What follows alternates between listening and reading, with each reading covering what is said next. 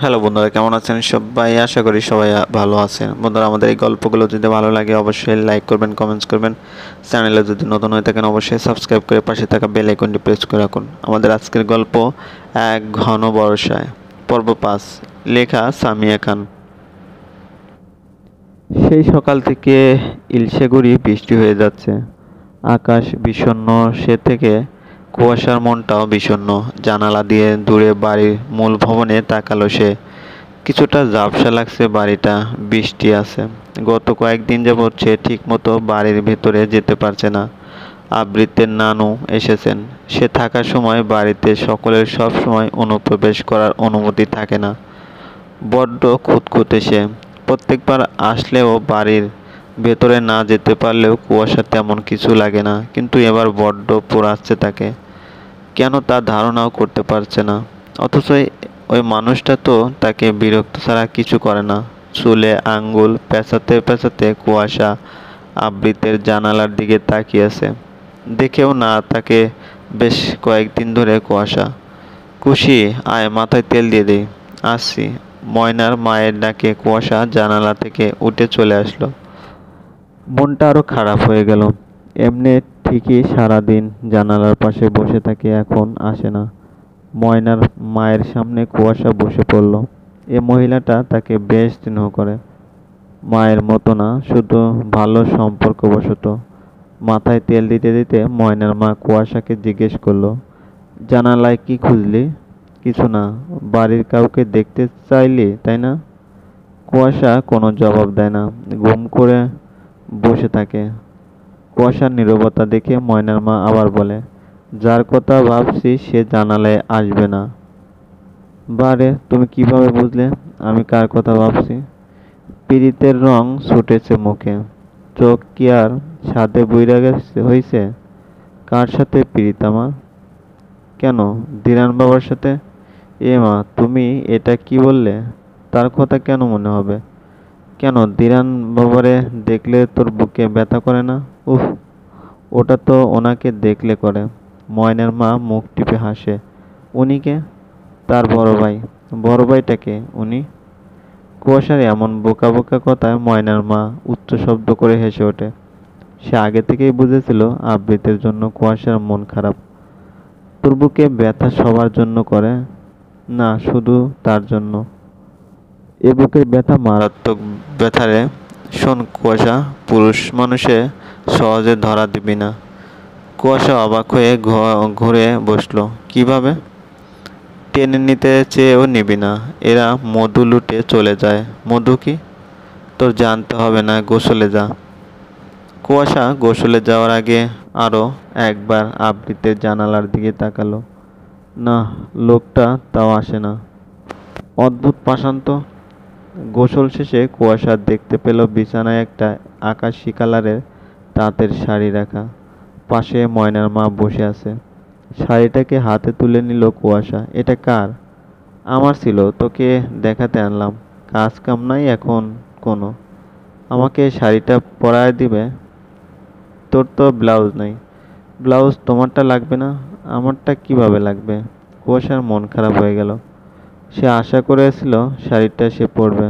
ময়নার মা হুট করে উঠে গেল ওখান থেকে। একটু পর হাতে করে একটা ব্লাউজ নিয়ে আসলো। এটা অনেক আগের, তখন আমি চিকন ছিলাম তোর মতো। দেখ তো লাগে কিনা। কুয়াশা বেশ প্রফুল্ল চিত্তে শাড়িটা পরতে পারলো। আয়নার সামনে দাঁড়িয়ে নিজেকে ঘুরিয়ে ফিরিয়ে দেখছে। কি বড় বড় লাগছে তাকে। ময়নার মা শাড়ি পরিয়ে চলে গিয়েছে। কিছুটা সময় আয়নার সামনে দাঁড়িয়ে হঠাৎ তার মনে একটা সাহসী চিন্তা খেলে গেল। সে গুড়ি গুড়ি বৃষ্টি মাথায় নিয়ে সে ঘোমটা দিয়ে বাড়ির পিছনে চলে এলো। এখান থেকে আবৃতের রুমে যাওয়া বেশ সহজ। ছোট ছোট পায়ে তার রুমে এসে পৌঁছালো। ঘোমটা খুলে লম্বা করে বায়ু নিজের মধ্যে আস্বাদন করে নিল।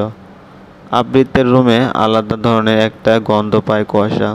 সেটা তো শুধু সে নিজেই পায়, বাকি পায় নাকি আরও মানুষ পায় তা তার জানা নেই।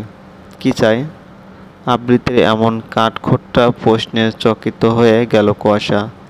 ভয়ে উত্তেজনায় তার গলা দিয়ে কথা বেরোচ্ছে না। আবৃত একবার কুয়াশার পা থেকে মাথা পর্যন্ত দেখল।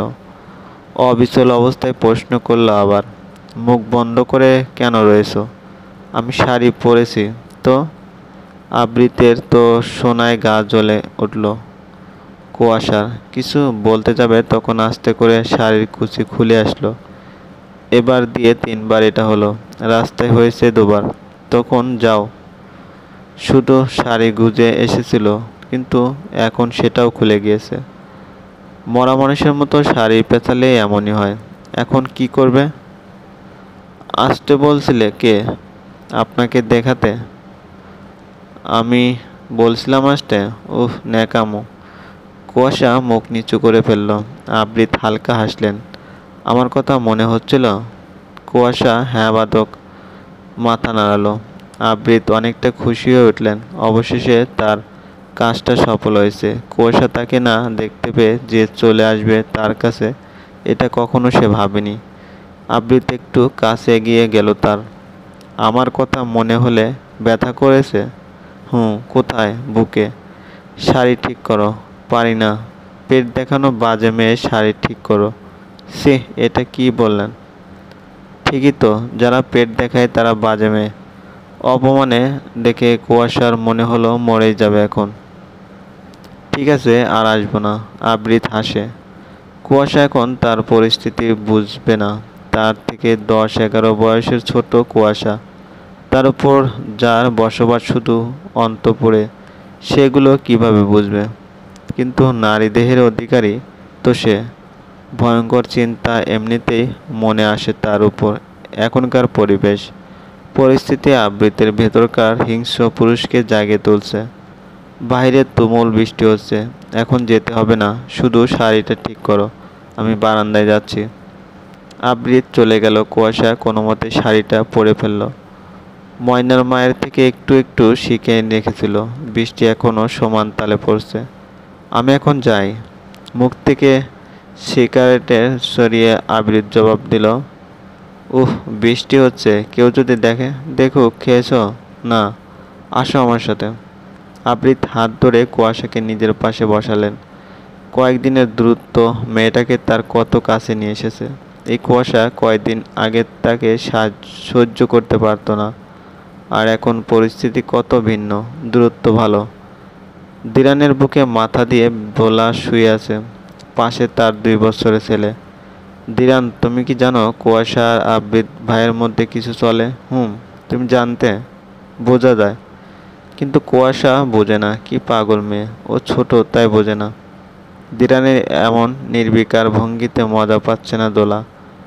এদিকে তার স্বামী আসারও সময় হয়ে গেছে। সেদিন শুনলাম কুয়াশার ভাইয়ের বিয়ে দেবে বড় বাবা। ভ্রু কুঁচকালো দিরান। তোমাকে কে বলল? আমি শুনেছি কান পেতে। বাবা রাজি হলো? হ্যাঁ, কুয়াশার নামে বলে অনেক টাকা আছে এবং তার বাবার ব্যবসা তো এখনো আছে। পাগল লোক হলে কি হবে, বুদ্ধি ছিল মাথায়। হুম। দিরান তবুও নির্বিকার। এবার একটা মোক্ষম জিনিস বলল দোলা। খুশিকে নাকি ওর মামারা এসে নিয়ে যাবে।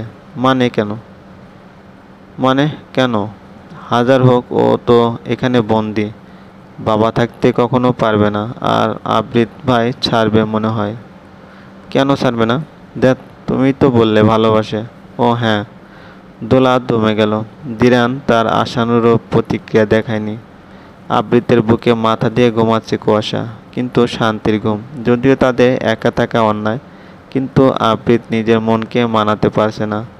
কয়দিন বাদে কুয়াশা তার স্ত্রী হয়ে আসবে, যদিও তাতে 3 থেকে 4 মাস সময় আছে। কিন্তু এর মধ্যে কুয়াশার মনে তার জন্য জায়গা করে নিতে হবে। আর একটু ঝাঁপটে ধরল আবৃত তাকে।